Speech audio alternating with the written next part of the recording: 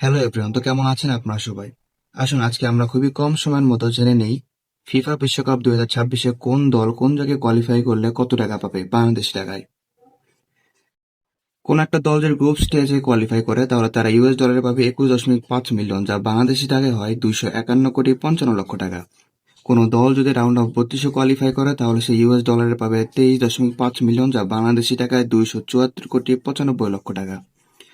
কোন দল যদি রাউন্ড অফ 16-এ কোয়ালিফাই করে তাহলে সে ইউএস ডলারে পাবে 27.5 মিলিয়ন, যা বাংলাদেশি টাকায় 321.75 লক্ষ টাকা। কোন দল যদি কোয়ার্টার ফাইনালসে কোয়ালিফাই করে তাহলে তার ইউএস ডলারে পাবে 31.5 মিলিয়ন ডলার, যা বাংলাদেশি টাকায় 368.55 লক্ষ টাকা। কোন দল যদি ফোর্থ প্লেস পায় তাহলে সে ইউএস ডলারে পাবে 39.5 মিলিয়ন ডলার, যা বাংলাদেশি টাকায় 462.15 লক্ষ টাকা। আর কোনো দল যদি থার্ড প্লেস কোয়ালিফাই করে তাহলে সে ইউএস ডলারে পাবে 41.5 মিলিয়ন ডলার, যা বাংলাদেশি টাকায় 485.55 লক্ষ টাকা।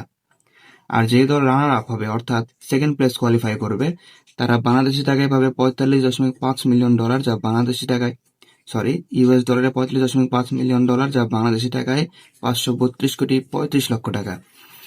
আর যে দল চ্যাম্পিয়ন হবে অর্থাৎ যারা এবারের বিশ্বকাপ পাবে 2026 ফিফা বিশ্বকাপ, তারা ইউএস ডলারে পাবে 62.5 মিলিয়ন ডলার, যা বাংলাদেশি টাকায় 731.25 লক্ষ টাকা।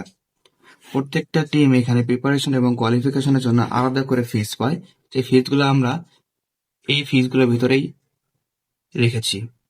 এরকম আরো অসংখ্য ভালো ফ্যাক্টস জানতে হলে আমাদের পাশে থাকবেন। ধন্যবাদ।